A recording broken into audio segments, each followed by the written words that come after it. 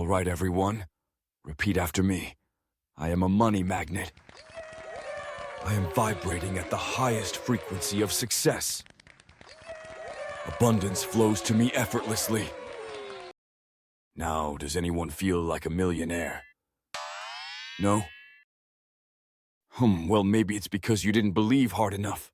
Or maybe, just maybe, this whole positive thinking fixes everything thing isn't all it's cracked up to be.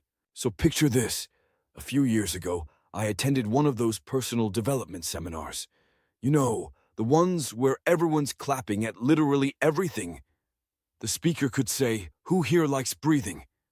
And the whole room would go, "Yes." Halfway through the event, I started having a headache. Not because of the speaker, but because of the sheer amount of forced optimism in the room. It was like a cult of relentless smiles. If you even looked slightly tired, someone would jump on you saying, "What's wrong? Change your energy." At one point, a woman stood up and said she had been struggling with depression. And the coach, brace yourself, told her depression isn't real and that she just needed to shift her mindset. That's when I realized we had a problem. Here's the thing. Positivity isn't bad until it's forced. When someone tells you to just think happy thoughts while you're going through real struggles, it doesn't help. It actually makes things worse. Imagine telling someone with a broken leg to just walk it off because pain is just a mindset. Sounds ridiculous, right? Yet, this is exactly what toxic positivity does to emotional struggles. It dismisses real pain, invalidates genuine emotions, and shifts the blame onto the person suffering. Instead of offering support, it says, "If you're not happy, it's your fault for not trying hard enough." And that's dangerous. But here's the million-dollar question. Why do so many personal development coaches promote toxic positivity? Is it because they genuinely believe it works, or is there something else going on? Spoiler alert, it's usually both. First, let's talk about the business side of things. Motivational speaking and self-help are multi-billion-dollar industries. People love hearing that their problems can be solved with a simple mindset shift because it gives them hope. And hope sells. When a coach tells you, "You can manifest anything if you just think positively," it creates an illusion of control. It makes you feel empowered, even if it's not entirely true. And empowerment feels good, until it doesn't.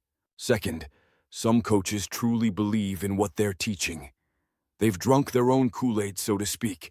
To them, negativity is the enemy, and positivity is the ultimate solution. But life isn't black and white. Emotions are complex, and reducing them to good or bad oversimplifies reality. Finally, promoting toxic positivity keeps people coming back for more.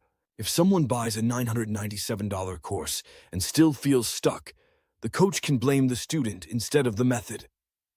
"Oh, you must not have believed hard enough." Sound familiar? And here's the kicker.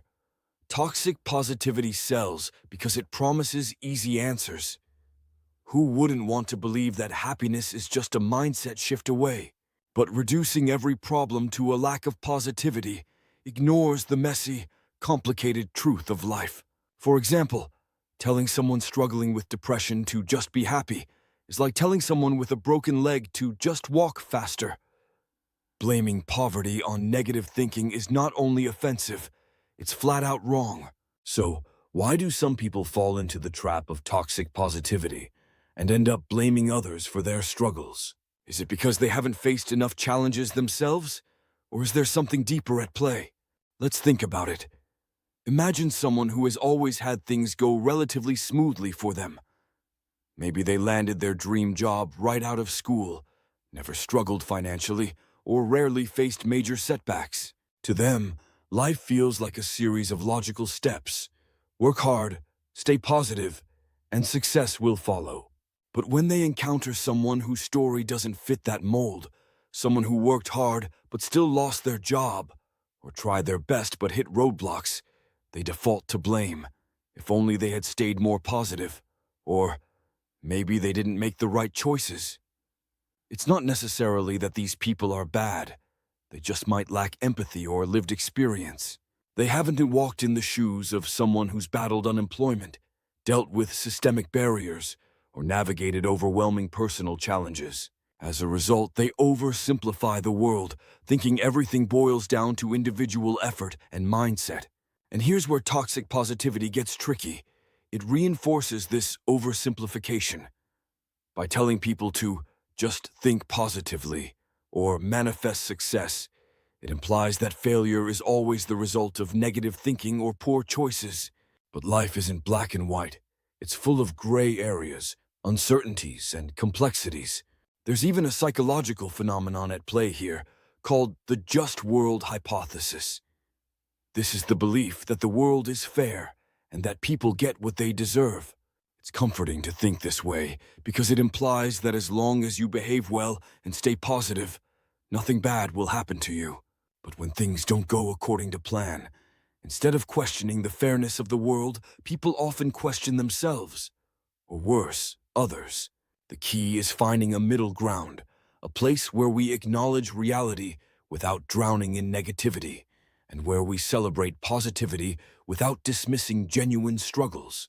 It's about saying, yes, life can be tough, but it's okay to feel that way, and it's also okay to seek solutions, ask for help, and keep moving forward.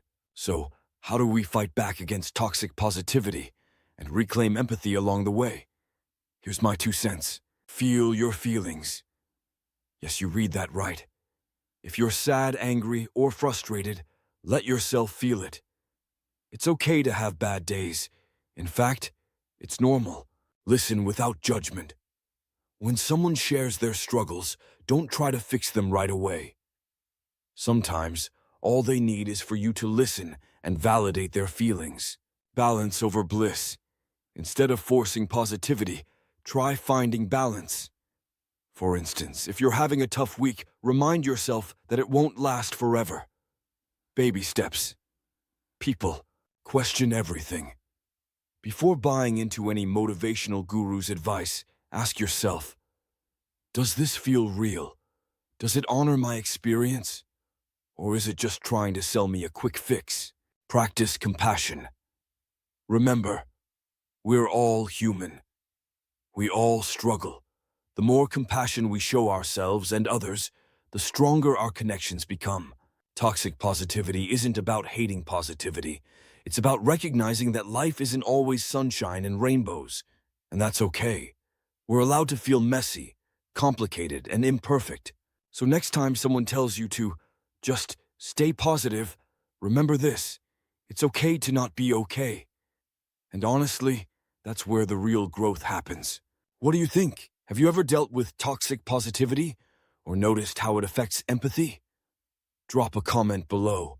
I'd love to hear your stories. Don't forget to smash that like button, subscribe, and hit the bell so you don't miss out on future videos. Thanks for watching, and I'll see you soon.